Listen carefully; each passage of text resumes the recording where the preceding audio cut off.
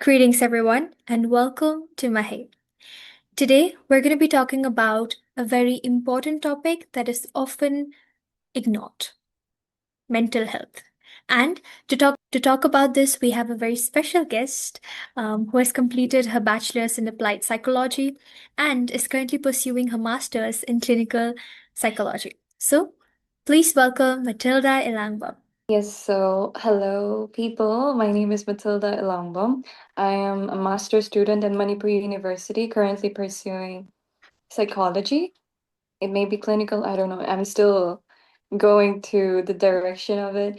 And I have pursued bachelor's in applied psychology from MIT University. And I have also published one research about arts and mental health, how dance can have positive impact on your mental health in Indian Journal. Let's start off by understanding what is mental health and why is it important. Yes.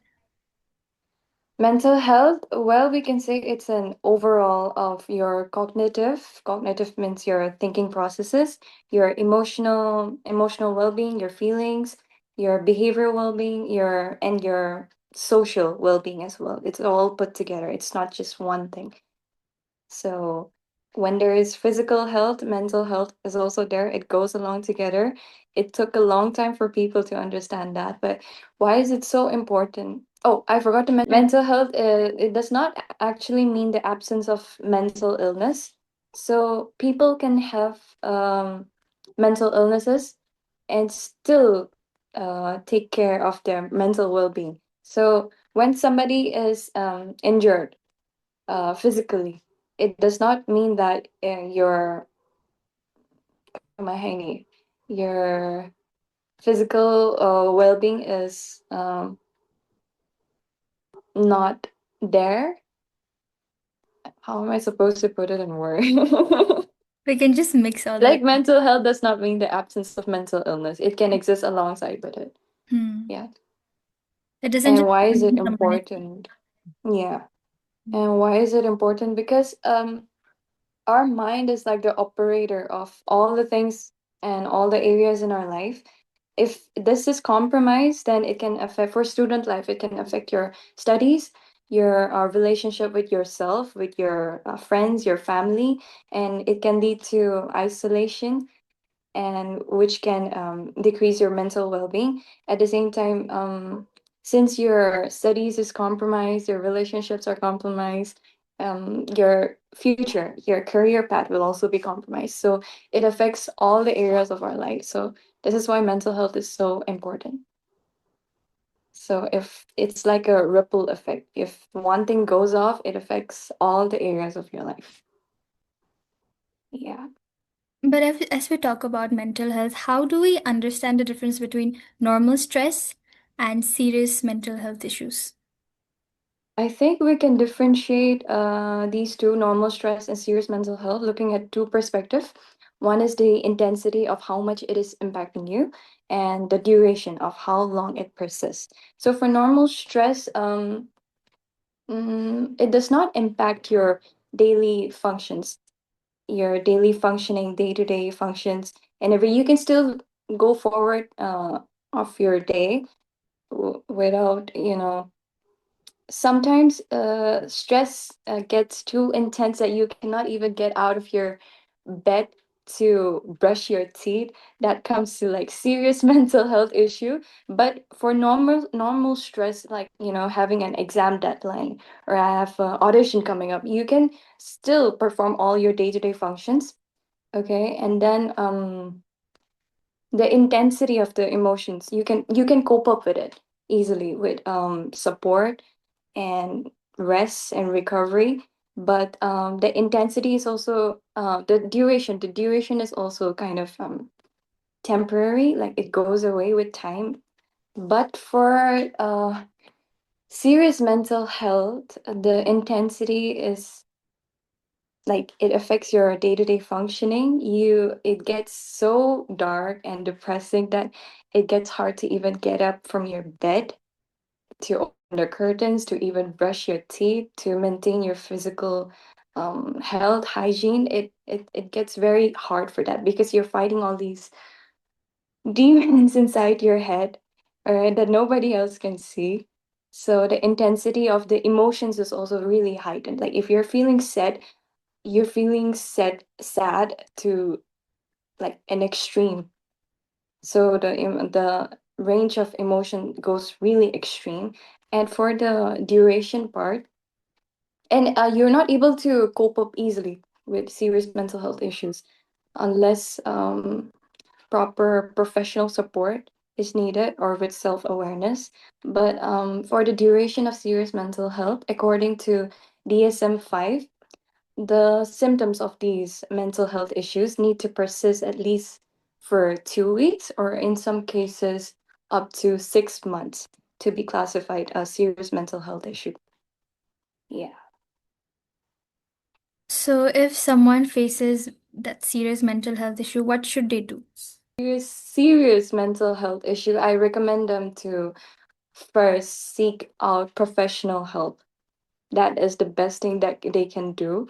Get therapy, counseling, go to a psychologist, psychiatrist, and be not ashamed of it.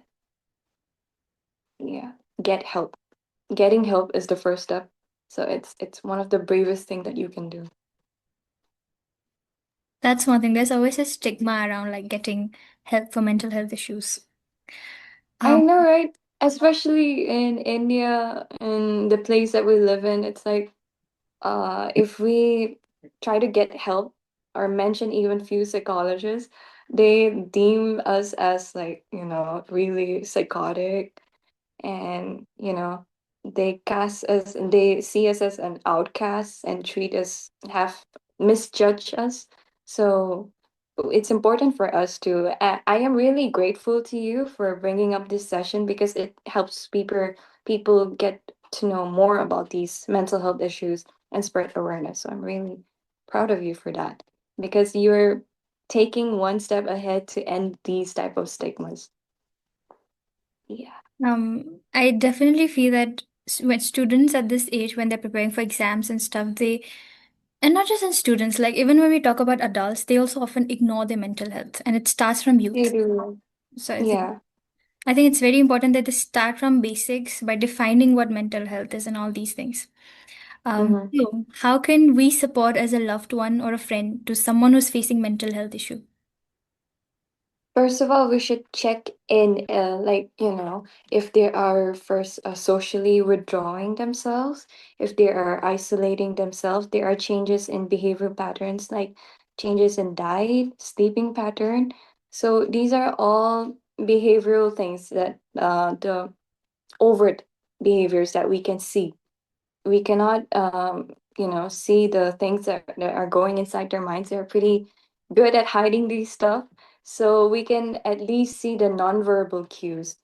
And most of the time when people socially withdraw, people misjudge it for being egoistic, having attitude and stuff like that. I myself have faced that. So it's important to not judge and check in first if they are showing any of these symptoms. And secondly, I want them to listen without any judgment. Because when somebody is facing a serious mental health issue, it's really important that we let them vent out to us, that we hold the space for them to vent out, and so that they can feel comfortable without being judged. And most of the time, we give unsolicited advice when it is not needed. Most of the time, we need people who listens to us, not advisors, not people who gives us advice. Like we just need someone to listen to us. So it's important to listen without judgment. And third thing I would say is educate yourself on the type of, if they open up to you, educate yourself to the type of mental health problem or issue that they're facing. If you're facing depression or anxiety, you should educate yourself. If you're a family member or a close friend, you should educate yourself about these mental health issues.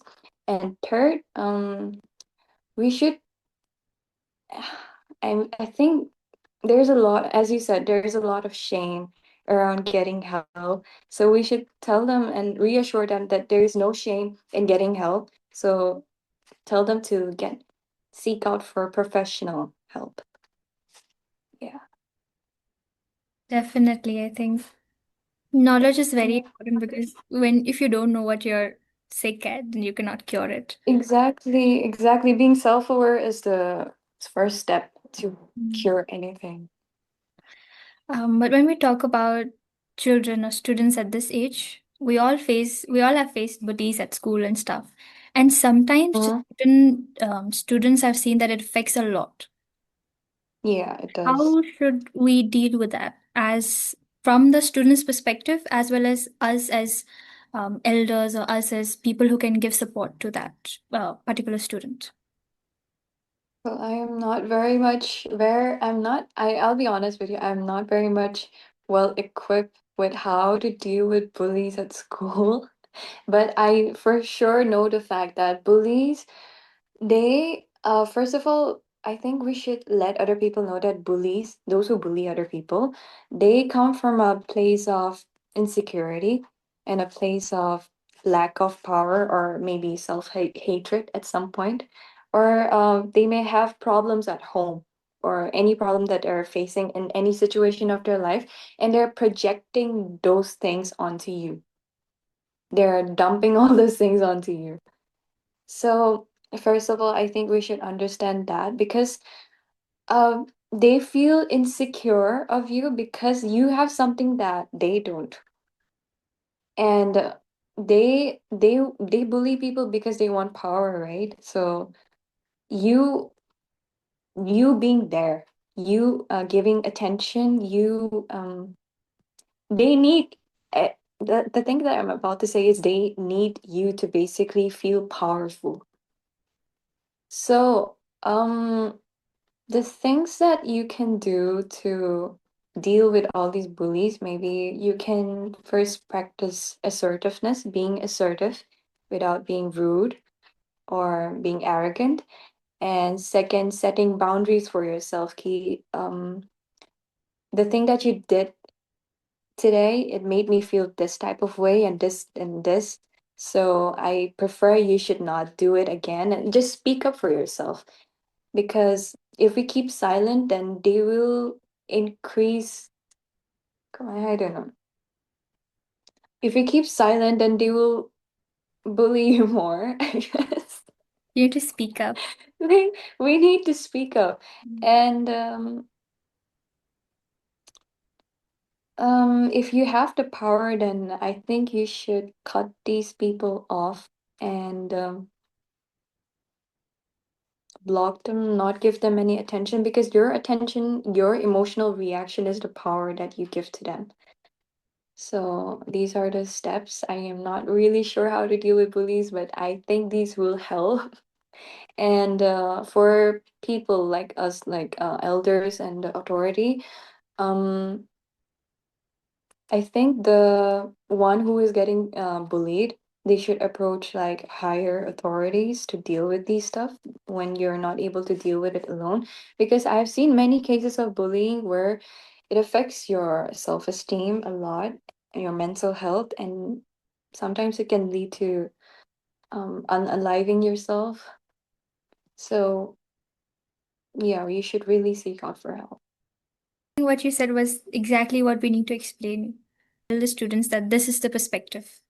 Because bully the Yeah. angang na dum khalay sa ay ran na bully tarakpan dum khalay ba to. Yeah, they blame themselves. Yeah, they're not taught that it's the one who's bullying the person. Exactly. That was a very And I feel like if you mirror this might sound a little bit toxic. I don't know, but you kind of, if you mirror their behaviors and their words, Mhm. like if they, am I allowed to speak in Manipuri? No, it's better to Of speak in course. English. It's totally fine. We'll be having captions later, so it's Okay. Mana kaygumba ama hairakanda nangna hek kumbada, like aina kaygumba hek mawanda she accents it already. Duga she kaygumba hayardi ma I wanda she or he gives me a bigger reaction, you know? Like he does not keep quiet. He speaks up. He, you know, gives it back to me. So next time mana bully toge kaladi, he knows that he will face some kind of consequences. And he does not want to deal with those consequences. So you should really speak up for yourself. Yeah. I definitely feel it's very important for us to have our own stand because boundaries, Mm-hmm. the concepts are usually it's not taught to anybody. I, I I'm really glad you brought this topic up because I feel like our education system, like they teach us all these things that arithmetic, basic sciences, chemistry, physics, and well, but the basic things that you need to survive and function in life and how to deal with people, the emotional coping mechanisms and everything, emotional intelligence, it's not being taught in school. So later on, even if we are excelling in our academics and everything, if we lack in this emotional area of our life, we will reach downfall eventually. So I think education systems should really incorporate all these things. Yeah. I think it's a really nice thing that you're also here speaking about all these things. Um, Mm-hmm. Along with bully, one major problem that I see is that, especially young girls, I see them comparing themselves Mm-hmm. to others and having all these body image issues and self-doubt and, all these unnecessary things, which is not real. Like, you're not a Mm-hmm. definition of what you see on the screen and stuff. That's What true. would you, what would you say on that to the girls? Body image and all these things. When it comes to severe cases, more sensitive cases, there could be mental health condition like body dysmorphia, which is a mental health condition where you spend too much time worrying about your flaws in your body and everything. This is a mental health condition which is really severe. It can lead to binge eating or like starving yourself at some point. So it can really impact your overall health. So just see how this mental health issue mentally there is something wrong, but it's also impacting your physical health. So in such severe cases, I would say seek professional help to deal with these severe cases. But when we talk about body image issues and stuff, I think the main thing it stems from is comparison. So most in this generation, the comparison thing I think is most of the time it comes from social media and the screens and media that we see online. So I'm gonna say that you consume things like a child is not born hating themselves from birth. Like, they don't come out of the womb and say, Mom, I hate my body. Why did you give birth to me like this? Why is my ear shaped like this? They like it does not come from within you, it comes from outside of you, those outside voices. So it's really important that you feed your senses, your sight, what you hear, what you listen to with positive things. This comes from what you consume on social media, what type of media that you see on TV, Netflix. So follow for social media like Instagram or YouTube, you should follow people who uplift you, who talks about body positivity, who teaches how to, love your body and take care of your body. And you should like really cut off those things that you see online that you feel insecure by seeing those things online. And second of all, this is a really simple step, but for for the second step, I think you can use self positive affirmations, because when you say positive affirmation to yourself every day frequently in the mirror, since I said ki all these negative self image issues come from outside noises. So if you feed your senses, your brain positive things about yourself, you can rewire your brain about yourself. So, positive affirmation is one thing. And third of all, I think you should feel like I think most of the people don't realize how your every cell inside your body is working so hard to keep you alive each day. Your hands are feeding you, your stomach is processing all the food that you eat.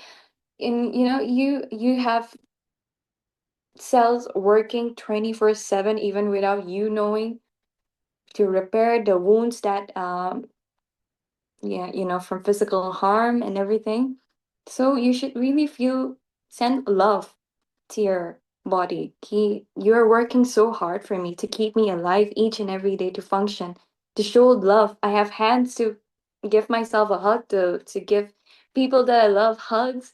So I think you should really show gratitude to your body because it's working so hard even without you knowing each and every day that to keep you alive. So showing gratitude.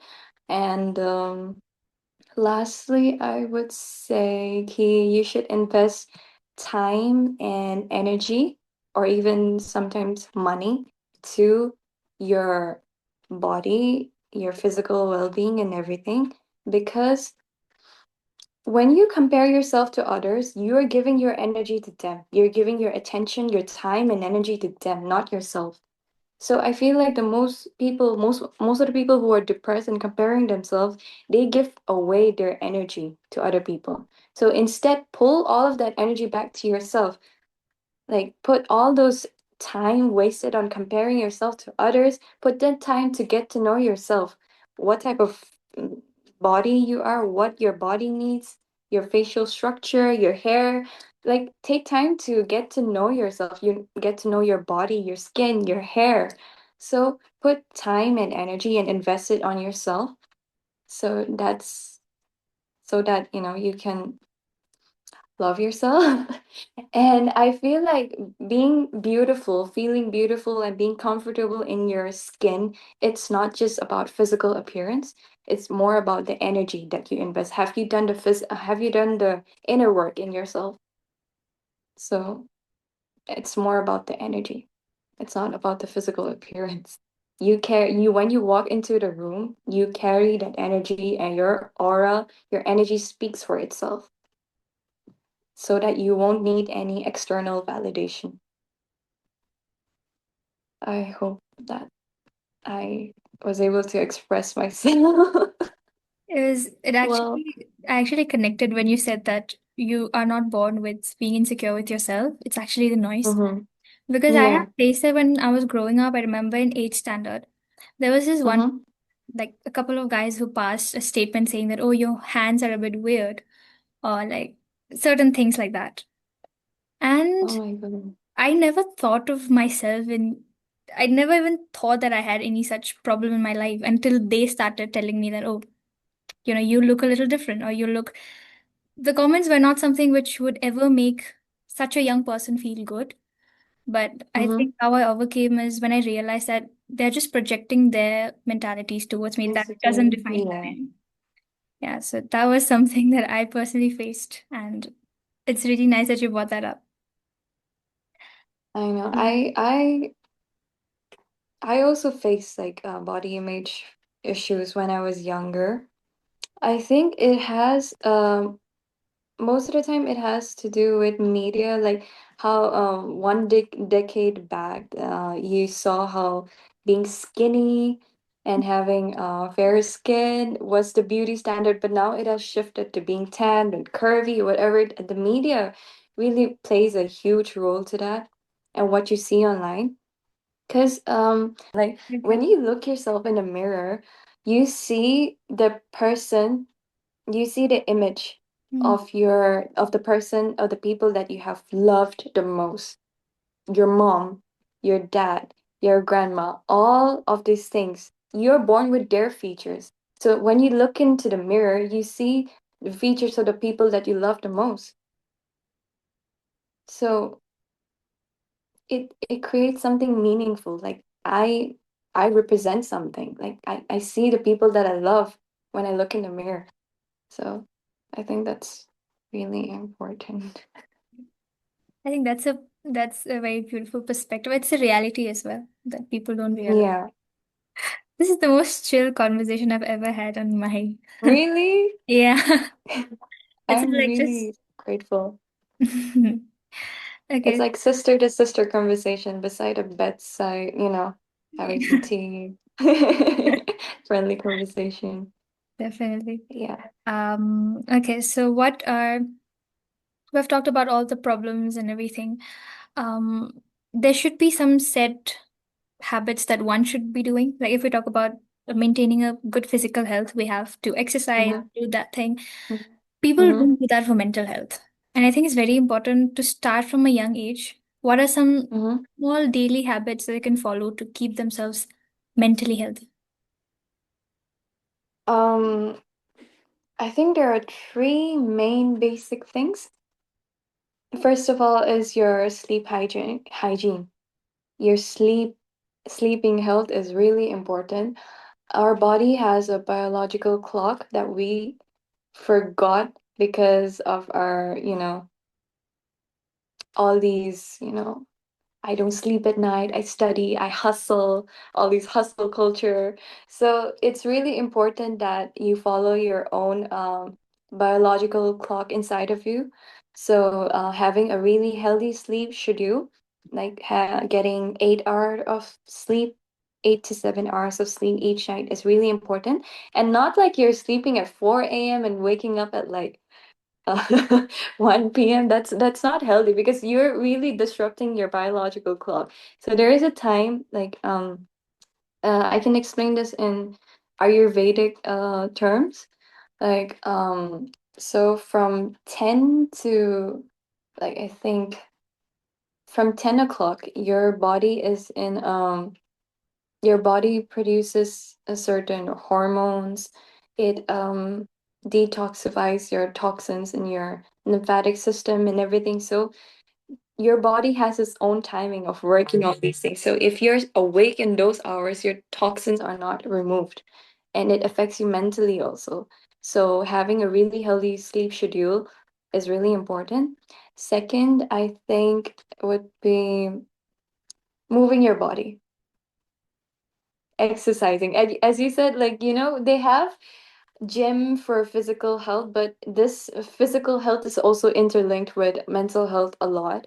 So if you this there is energy inside of you. So if your energy is stagnant without moving, it it can really make you feel depressed. Like stagnant water, it's not healthy. So you should really move the energy inside your body by moving your body, whether it be through gym, through yoga, dancing. Yoga is also really helpful for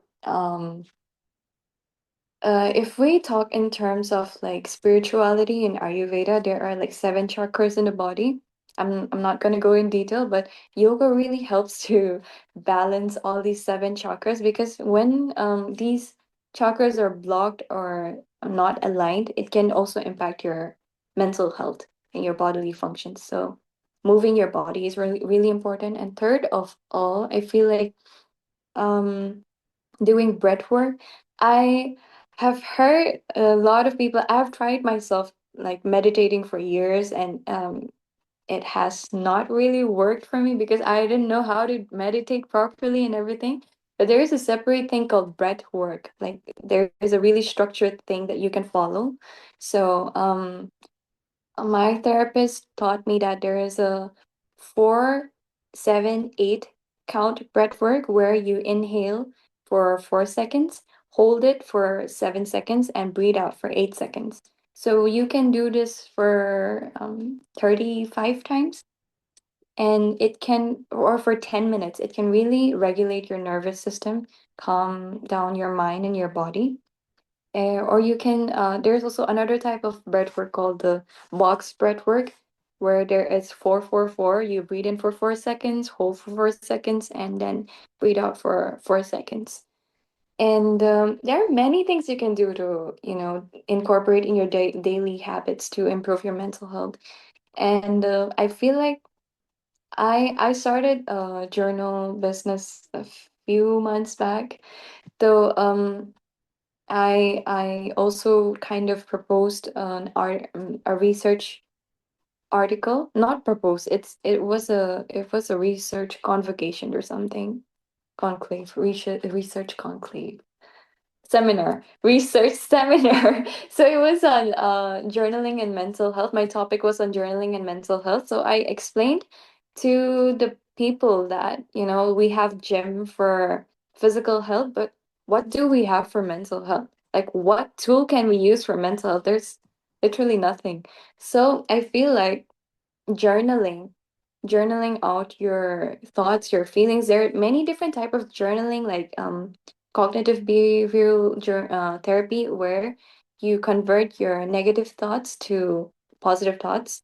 It's like rewiring and restructuring your brain pattern, thinking pattern. So there are many ways to journal, like shadow work and different types. I'm not gonna go in detail, it's gonna be too long.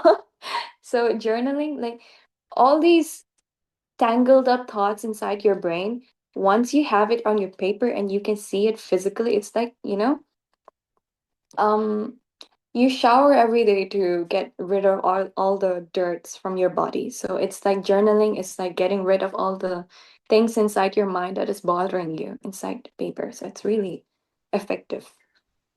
So these are the ways you can take care of your mental health. And the main thing, I know this is gonna stretch out a lot, but I feel like in this generation, the main thing that is affecting your mental health is this little device, this little phone. Like they hire, the only purpose of hiring like psychologists, a cat, and like mental health experts, professional. This Instagram, app uses all these psychological tricks to make you get addicted to Instagram and have a loophole. It takes away your self-awareness. Like you're not even aware that you're scrolling for like 4 hours straight. When you doom scrolling is one of the things that really can impact your mental health. So I feel like you can set timer for how much screen time that you consume each day. So for Android users, there is an app called Digital Detox or Digital Wellbeing. You can download that app, and it can really help you optimize your screen time. And for iPhone users, you can download Opal. It's an app that you can use for digital well-being. So I feel like taking care of your digital well-being is also really important because I don't see a lot of people talking about it. So these are the ways you can take care of your mental health, really. You know, the thing about social media, it's actually very dangerous as much as we don't talk about it. I It, know. I, and also from my personal experience, I've seen that whenever I feel low, that's when I end up Mm-hmm, consuming a lot of social media. And mm-hmm, I think it's very important, especially because every student these days, at least at the age of, I've seen 9, 10 years old students holding, mm-hmm. Instagram account and just, it's not healthy and nobody educates them It's about it. Yeah. yeah. And they're not even ready So to yeah, understand the danger behind whatever they're doing. So, so we have to keep speaking up about yeah. it. I definitely would Yeah, like to, in the next session or something, maybe talk about social media for because, sure. We can like stretch out to like 1 hour on this topic. I can speak a yeah, lot on this topic. I think this is Yeah. very, very important. And the thing about journaling as well, Mm-hmm. I really would like to make another session on these because For I, sure, for yeah, it sure. helps a lot. What are some services or resources that one can rely on when they face any mental health issues? Um, if like it is impossible to, if there are no mental health clinics or you feel like you have limited resources around you, then you can always seek out for online help. So first, there is an international site for mental health professionals. It's called BetterHelp. I think you have heard of it, maybe. Have you heard of it? Yes, I think I've heard of it. Yeah, so it's like a platform where mental health professionals come together to give online therapy. So you have like in the app also you have like a site, a section where you can journal out your things. You can contact your therapist any time of the day. And even if you're lacking financial support, they can give um, financial, they can cut off their expenses for you if you give out the reason for it. So it's really affordable also for some people. But if you have financial problem, then you can ask them for help and they will surely give it to you. I've tried it myself.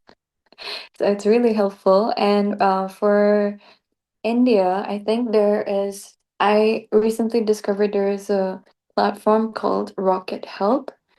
This is also really affordable for people staying in India, where professional come together to give online therapy. You can vent out to them. So Rocket Help is also on Rocket Help or Rocket Health. I forgot. It must be Rocket Health. So Rocket Health, you can search it on Instagram. They and you can DM them and contact them if you want to seek for professional help, and it's really affordable also. And there's also many psychologists and psychiatrists online in the website of Bracto.com or something, where you can purchase appointment with the psychiatrist situated in different parts of India, Delhi, who are really skilled. So online therapy can really help you. Yeah. This is a question which I think will connect a lot to you as well, because you're someone who's Mm-hmm. actively working so hard for your career and your passion. Mm-hmm. But when we work, sometimes people end up not taking care of themselves. And Yeah. no matter what, how much we work, if we don't take care of our mental health, it becomes hard for us to perform well.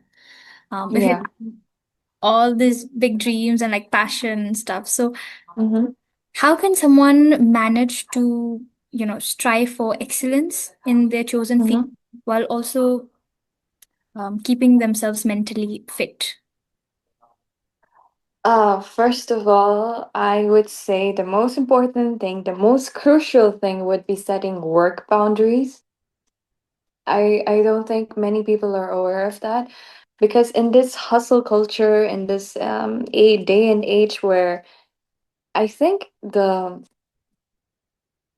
media and the surrounding have really pressured us to think that we have to be working 24/7. We have to sacrifice our health, we have to sacrifice our sleep, our family, everything to achieve success in life. And success can be different for everyone, but that is not the reality. You can achieve success while having a really healthy balance of every area of your life. So I feel like setting work boundaries, it can be really difficult for workaholics. I especially struggle with work boundaries. So having a, set of time key. If it's past like 6 p.m., this is done. No matter how much I have to complete, work, everything deadline, this is done.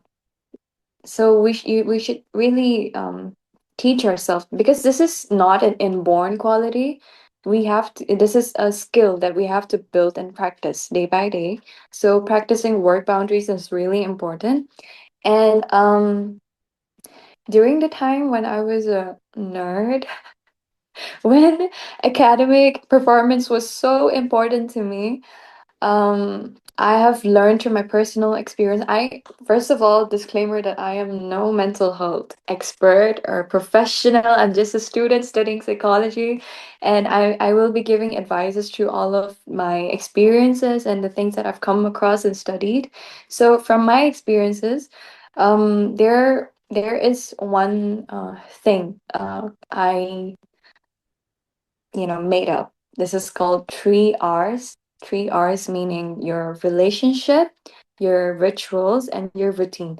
So, the people that you surround yourself with, the relationship that you have is really important, because if you have toxic people surrounding you around your circle, like for many people, it can be many people struggle with chaotic, unstable household where there is a lot of trauma involved. So we cannot, you don't have to blame yourself for that. So setting boundaries with people is really important. And the type of relationship, like families are, like you can't choose your family. Like you're born into this. So setting boundaries with them is really important. Or like um yeah, setting boundaries is really important. But in many cases we cannot help it unless and until you escape the environment. Like you cannot heal in the same environment where you've been harmed. So if you, this is for most cases, but in some cases, if you open up to your family, um, get help, open up, then maybe things might change. But in most cases, it doesn't. So the relationship that you have with your family, the relationship that you have with your friends or your partner, so, relationship, your social circle really plays a huge role in your mental health. It can really tear down your career, your studies, your health, overall, everything. So, relationships, the type of relationship that you surround yourself with is really important. And ritual. When I talk about ritual, it's like it's unique for each and every individual. We're in psychology, we are taught that each and every individual is unique and different. They have their own unique needs, how they're built, and everything. So, if you're a type of person who enjoys and find peace and taking care of your skin, your body care, and everything, I'm sure most of the girls will relate to this. So then you can include that as a part of your ritual. If you find peace and joy in painting, you can do that. Any kind of activity that brings you joy, brings you peace, that where you don't have to use your mind, you just do it and you feel good. You can include those in your rituals. Example would be like skincare or journaling or reading book, going outside for a walk in the nature. These are your rituals. Okay. And then for routine, like our life is really unpredictable. Like during the day, during the course of your time, you do not know when you're gonna hit your rock bottom, when you're gonna have a bad day, or you have for people struggling with traumatic flashbacks, you don't know. You don't know when things are gonna hit you. So having like a certain thing, a structured foundation where you can fall back on, which is your routine, is really important. So, uh,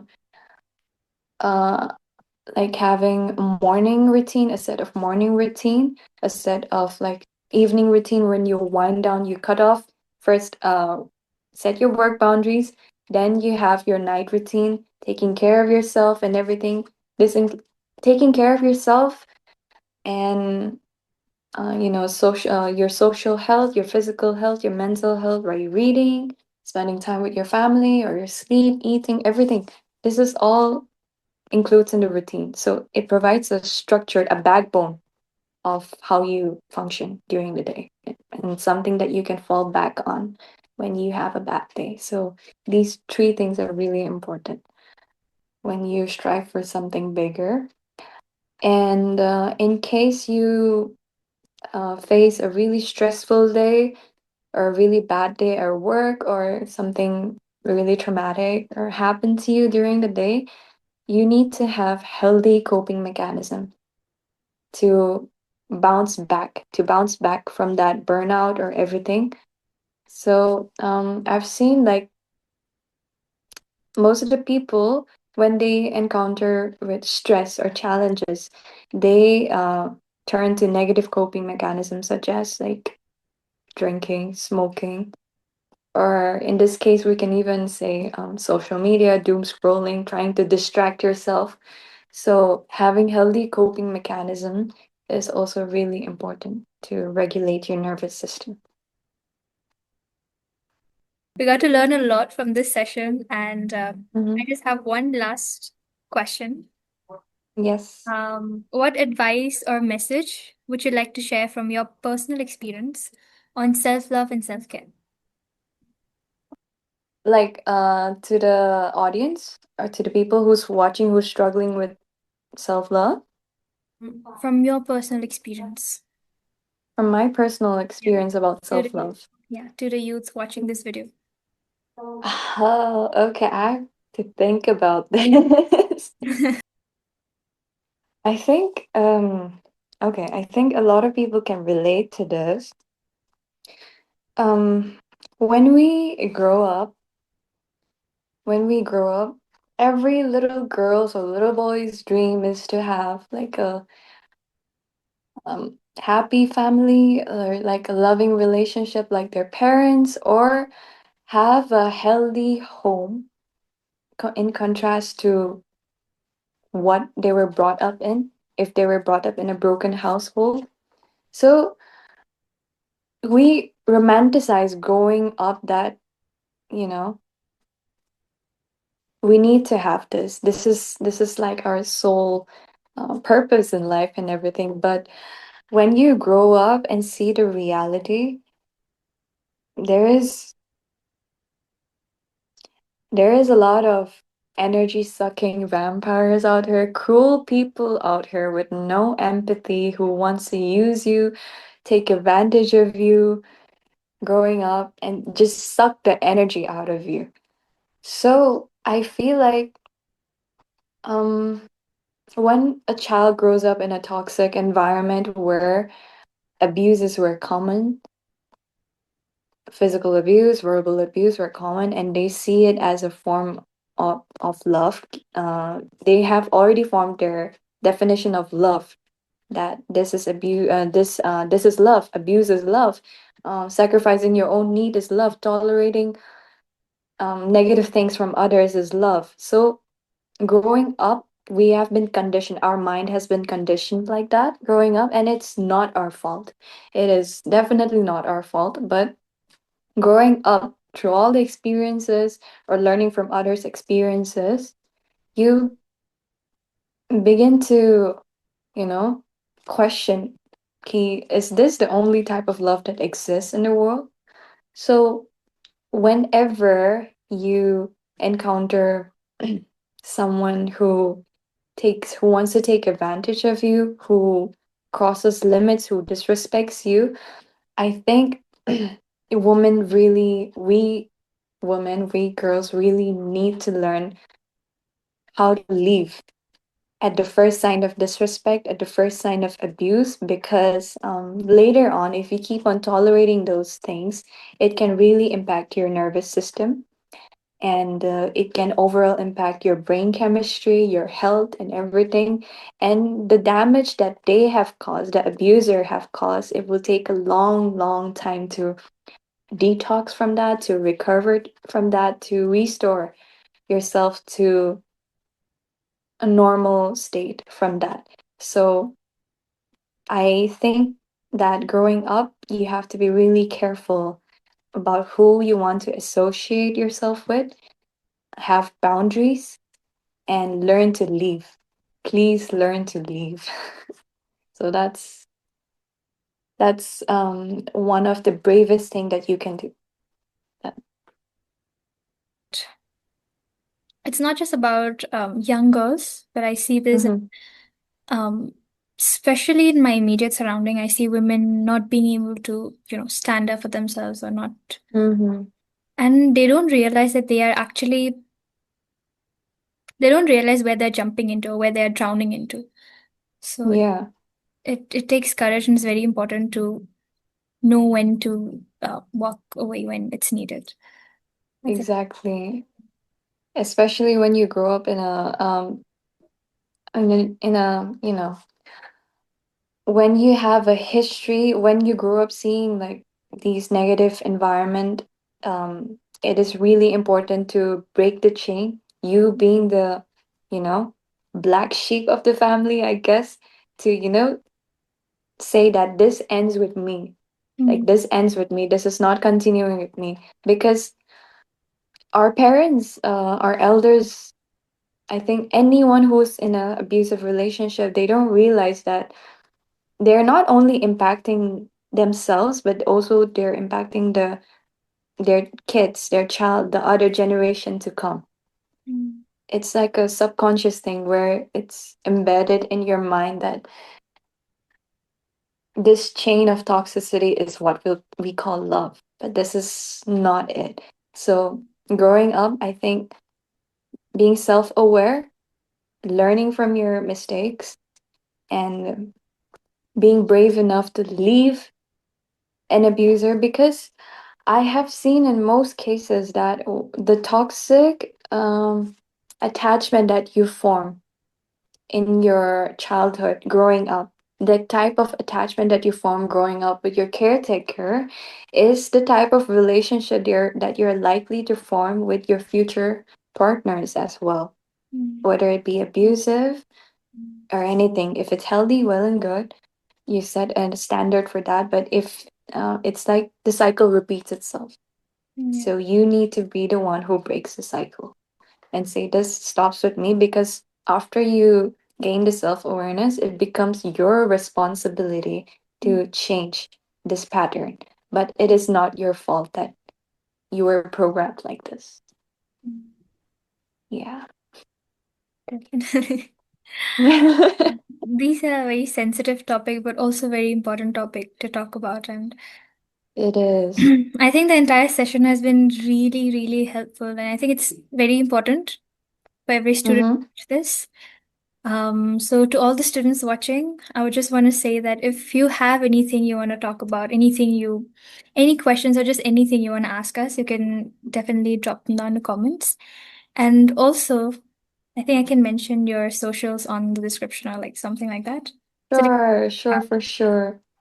Because of your help, I'm able to speak up my mind and my convictions and all the things that were bottled up inside of me that I wanted to spread. So I'm really grateful to you for this, for giving me the opportunity to speak up about this, for having this platform. I'm really proud of you. I hope you succeed in your future undertakings as well. I'm really proud of you. not trying to sound as, just say not saying it for the sake of saying it, but honestly, Mhm, I think when I met you for the first time, I saw that passion in you about mental health, and I've also read a few bits and pieces that I think you probably uploaded a few weeks ago. mhm, It was some website, I forgot the name of the website. It was a blog, I think. mm. And I that's the moment I just knew that you are the person who should come out for the youth. So I just felt like we should do this definitely. I'm really grateful to you. I feel like I've met my soul tribe with you.